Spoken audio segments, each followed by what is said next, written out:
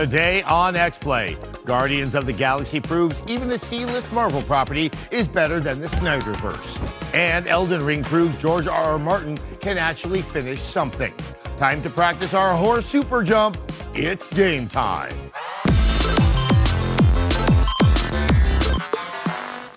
Welcome to XPlay. Why are there tunes bumping in the studio today?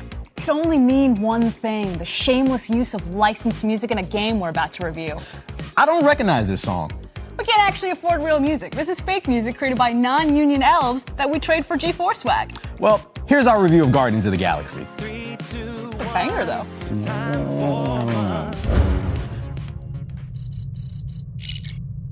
So after the blunder of the Square Enix release of Marvel's Avengers, how does their dive into Guardians of the Galaxy hold up?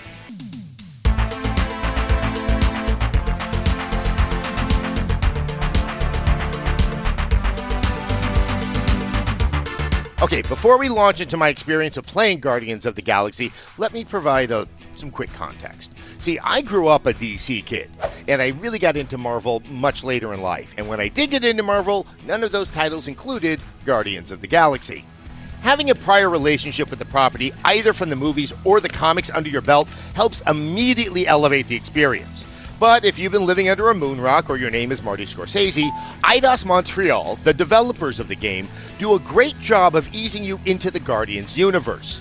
Alongside the numerous costumes you can unlock that feature comic book credits, the game is packed with Easter eggs, including a nod to the Marvel Man himself. Enough said. Enough said!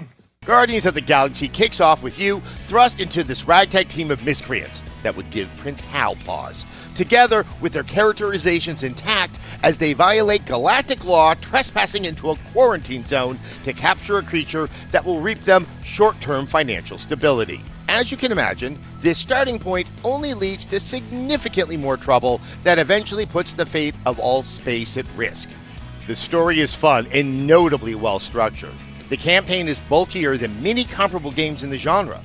Established characters and plot points reincorporate themselves back into the narrative, rewarding the player for paying attention.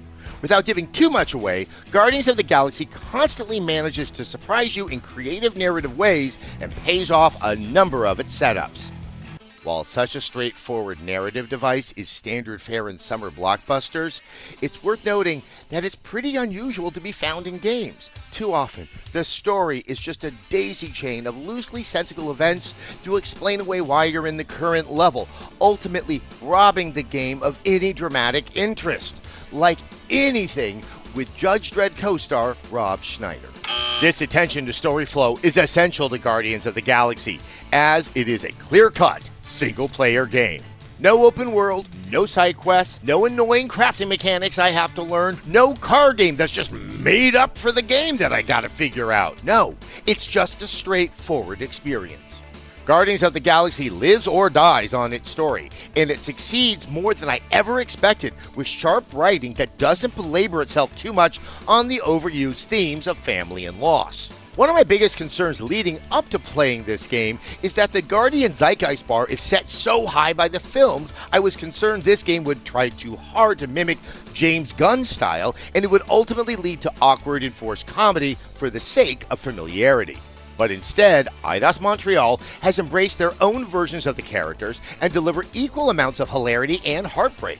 This success is due in large part to strong characterizations throughout the cast. Of particular note is Gamora, played by Kimberly Sue Mary, who deviates the most from their cinematic counterpart, and, in my opinion, for the better.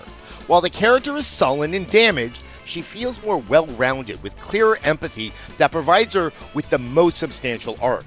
The game also features a cavalcade of fantastic side characters, most of whom I won't mention for the sake of spoilers. But I do want to shout out Cosmo, one of the goodest boys in gaming. I'm not lying when I say that this game's dog and puppy mocap made my day. This telekinetic commie canine can call me capitalist scum any day.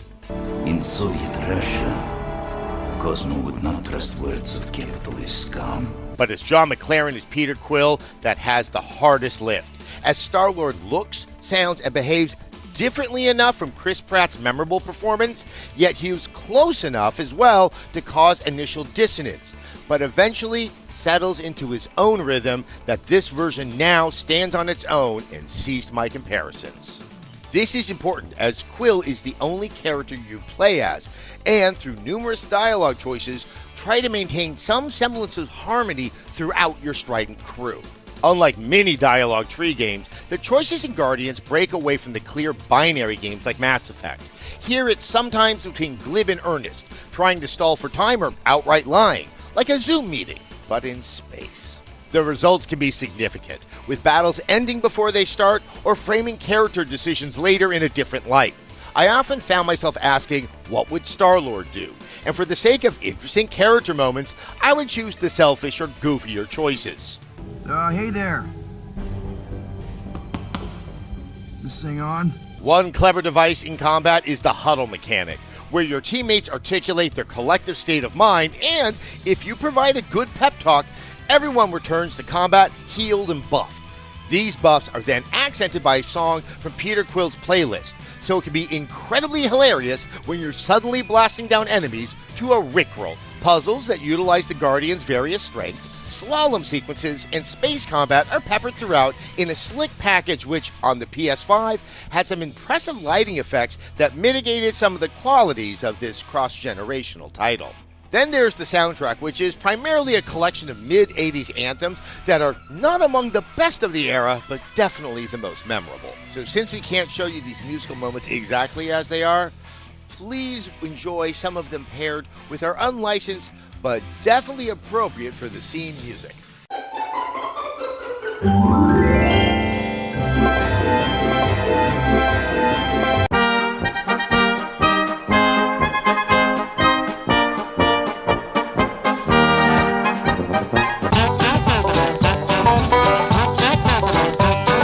It is wonderfully refreshing to play a game that knows what it is and knows what it's doing. Honestly, before I got my hands on Guardians, I thought that this would be the nail in the Square Enix coffin for any future Marvel games. But if anything, it showed me what a wonderful on-the-rails narrative experience Marvel games can be. Guardians of the Galaxy is a surprisingly fun, professionally polished, excellently paced, story-driven game that, like the Marvel movies that it's pulling from, doesn't aspire to heights it can't reach. What it does very well, which is entertain and distract.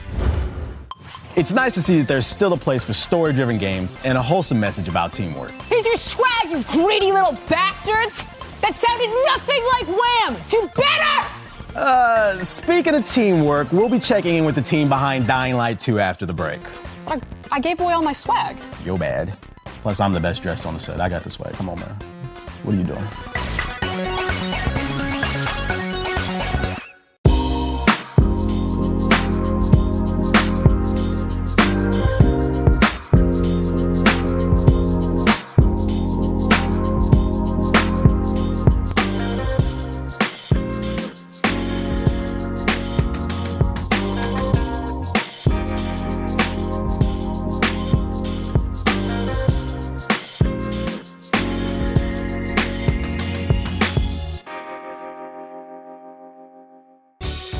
Five breadsticks for my triple treat. 3 layers deep, 10 Cinnabon mini rolls to eat.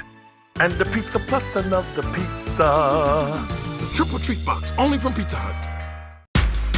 At SteelSeries, we make gaming gear so you can be anything you want, except one thing: ordinary. Fight the biggest bad guy you can find. Create something nobody's seen before. Now that's beautiful. Why waste your ammo on this guy? He's so good at games he just nades himself to death. It's up to you how far you go, but whatever you do, go for glory.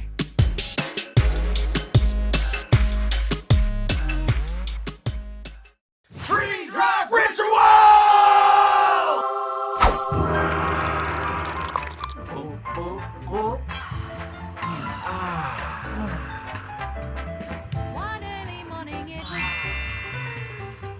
What's the recipe for surprising the kids, treating yourself, and ditching dish duty? You're looking at it. Order your Pizza Hut faves like original pan, original stuffed crust, and more at pizzahut.com. no one out-pizzas the Hut. She moved to New York to follow a dream, and she died very violently. New York detectives have seen it all, and only we can take you to the scene of the crime. New York Homicide, a new series, premieres Saturday, January 1st, only on Oxygen True Crime. These are the employees' cars. You can do whatever you want to something if it's on your property. Legally speaking, that's not... Let's go make a car. What are you doing to my car? Stealing your hubcaps. It's fine. I'm the new CEO. American Auto, January 4th on NBC. And watch 2 episodes now on Peacock.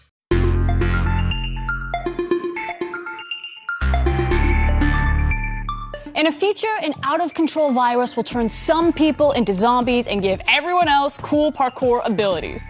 Check out Gerard's interview with the developers of Dying Light 2. There are a lot of games to look forward to next year, and I got the opportunity this week to preview one of them, Dying Light 2 Stay Human, the sequel to the survival horror title from 2015 that lets you parkour around a new city, kicking zombies off of rooftops in an even bigger map. I am honored today to be joined by the awesome folks over at Techland, the beautiful minds behind Dying Light. Hello everyone, my name is Tymon Smektawa and I'm the lead game designer of Dying Light 2 Stay Human. And I'm Piotr Szymanek, narrative director of Dying Light 2 Stay Human. It's great to be here. Clearly you guys are the master of first-person survival horror zombie titles, with titles under your belt like Dead Island, Dying Light, and all of the extra content plans you've built in and established with Dying Light's DLC and expansion pass. How do you guys go about starting an ambitious game like Dying Light 2? After the first game, we had this huge list full of small print of things you would like to improve upon and upgrade in Dying Light 2 Stay Human. But I think 3 are the most important. The first one is that we wanted to combine parkour and combat more. So you could be seamlessly traversing the environment, then just seamlessly going into combat using your agility while fighting the humans or the infected, and then continue parkouring through the city. The second one, I think, is improving the day and night cycle, especially the night part of it. Dying Light 2 Stay Human offers day and night cycle which changes the rules of the game, but we realized that in the first game, the night part was maybe a little bit too scary, maybe a little bit too difficult for the players, so they were skipping it quite a lot. So we wanted to tweak it a little, make it a little bit more accessible without losing the horror part of it, the scary part of it, also by providing players more incentive to go out during the night and maybe some new tools they can use while they're doing this, like a UV flashlight, for example. And the third thing is choices and consequences. Our way of giving people the same kind of freedom that they have in gameplay in the narrative. Getting someone like Rosario Dawson seems like a dream come true. What was that process like, and what was the inspiration of getting her to join the team in a capacity like this? I started watching video clips with her to study the way she talks, her body language, everything that will help me to understand how to write this person. And it's so much about Lavan because she's really tough character. She's aware of herself, but at the same time, she has this inner feeling of loyalty. I think Rosario fits this role so well. I had a chance to attend the game preview, and from what I saw, the game seems to be centered primarily on the choices the player makes, like you said earlier. What were some of the difficulties in constructing a narrative centered around entirely on the decisions the player makes? The choices you make will end completely differently and will cause the state of the city, the shape of it, will look differently than it would look like if you would make different choices. The other level is the choices that you make inside quests, like side quests and main quests, micro quests. So it will define, for example, how the characters would react for you. There is also the third level of it. This is the level of city alignments.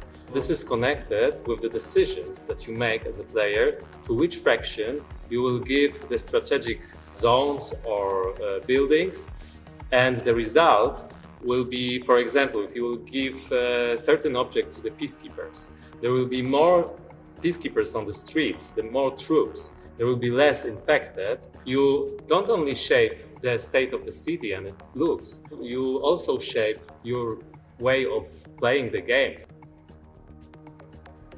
The sandbox the team has created is so impressive. It feels like there's something always around the corner to find. What were some of the design priorities around how the player explores the game's open world? verticality. I think that's what makes our open world different and unique. Like there are many open worlds that are just fast, but ours is fast and also multi-layered. And it's especially visible in one of the sections that we are showing in the preview build, one section called the Central Loop, which is the business district of the city, full of huge skyscrapers and big office buildings, which you can explore. And of course, when you have a space like this, a space that's so vertical, you have to guide players somehow. And we are using a lot of environmental storytelling tricks for that. Dying Light's day and night cycle has been one of its big, unique functions that fans cherish, with zombies that are slower during the day, but are faster and scarier in the evening. Based on interviews of the past, you guys have kind of gone on record for saying you're changing it up a fair amount, with maps being so much larger. Can you talk about some of these changes and the reasons behind them? As I said before, the most important thing for us was to encourage more people to play during the night. The day is for humans, but the night is for the infected. What that means is that during the day, the infected hide inside buildings and other dark places, leaving the streets free to roam for humans. But during the night, everything changes, because then the slow-moving biters, hordes of them, fill the streets. They are fast infected on the rooftops. And this is what creates the real challenge. We wanted to give players more tools to fight with those enemies and to play with the night systems. The important thing is that the night is an opportunity for the players, because the interiors, the dark places are now abandoned and they are free to explore. And those places hold the most interesting loot, the most valuable items, and the most powerful weapons. Unlike the first game, the opening of Dying Light 2 seems to strongly imply that guns are a non-factor in the game. What motivated the decision to make combat primarily melee-based? Is it because kicking zombies in the head feels so satisfying? Of course it is satisfying, and this is what Dying Light is built on. The rush of being able to hit the infected on its head with a machete, with an axe, or do a drop kick on him. Of course, that's what makes players excited about Dying Light. When we created Dying Light to Stay Human, we created a unique setting for the game called Modern Dark Ages. What that means is that the humanity has gone back to medieval times, but it all happens within the walls of a modern city, now abandoned and ransacked. The government is gone, the technology is gone. No one is able to actually create new firearms. So people had to resort to ranged weapons that they knew from medieval times, like bows, crossbows, or maybe even semi-automatic crossbows, which are the closest thing you can get to use it in this world. One of the things that quickly became a fan favorite in the first game was the co-op multiplayer. Are there plans for this to return in this new game? And what were some of the things you guys had to do in terms of balancing the gameplay across the different modes? Of course, the co-op makes a return. It was the most important part of Dying Light 1, which gave the title its longevity. You will be able to play the whole game in a group of 4 players with up to 3 of your friends. One thing that's quite unique about co-op in Dying Light 2 Stay Human is that it is a game about choices, and someone has to make those choices. So when you come to a point where you actually are making a decision, all of your friends can suggest and vote for what they would choose, but it is the host of the session that makes those decisions. Me and my friends, when we played Dying Light in the original, I tended to just always be the guy that just was the leader. So to kind of have a more democratic approach is going to be exciting, but I can guarantee you that whenever I play the game, people are going to get angry and yell at each other.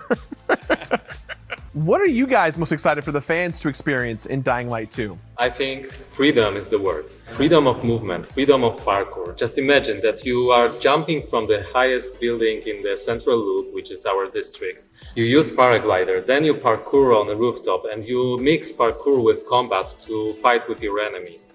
It's totally crazy. It makes you feel really free. You are actually making choices that change the world around you. And of course, drop kicking in the infected is also like one of the best things about the game. There's something so gratifying about kicking the zombies and punching them that drop kicking them is just gonna make it that much more exciting. It's like our trademark, so of course it's in the game. Guys, thank you again for joining me today. Please keep an eye out for Dying Light 2 Stay Human, out February 4th, 2022.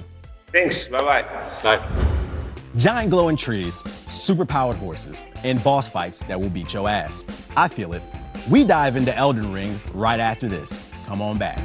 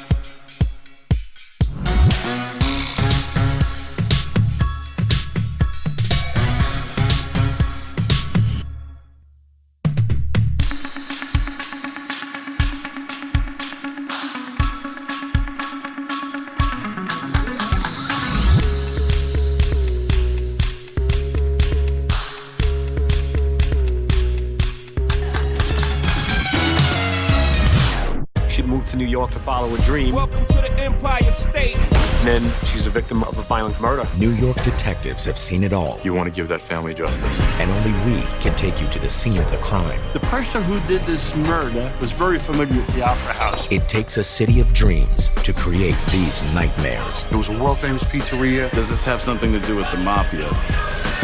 New York Homicide, a new series, premieres Saturday, January 1st, only on Oxygen True Crime. Chucky will return. Welcome home. Until then, watch the hit series from the beginning, streaming now on Peacock.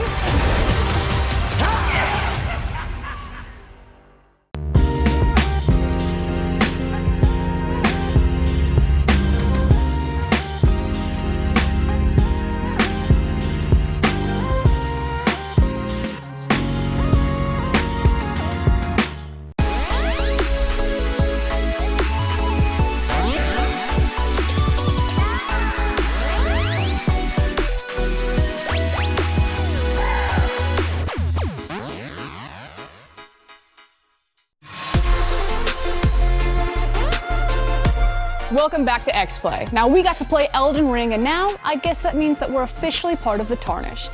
That sounds about right. Go ahead and take a look.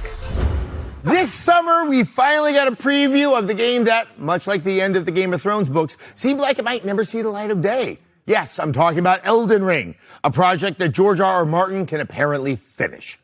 The teaser revealed an open-world dark fantasy. It gives off a Dark Souls-like vibe, maybe because it's coming from the people that worked on the Dark Souls game. Surprise. From software. Yeah. Gerard, you got the opportunity to play the game recently. It was for a short period of time, but it was supposed to be sort of a network beta test. But it sounds like there was actually quite a bit of Elden Ring content involved in it. Oh, yeah. Yeah, there was a lot of content in this game. So... out the gate, the biggest identifying thing for me is that this feels like Dark Souls on a open world scale. You're talking beautiful grass area. You can explore. You have different enemies just showing up, wandering around. You really feel like you're an invader of someone's land in a very precarious way. Okay. Now I have to ask you a question because, there isn't... In essence, some of the Dark Souls games are open world in that you can walk right back through the way you came. You can create the shortcuts to be able to go there.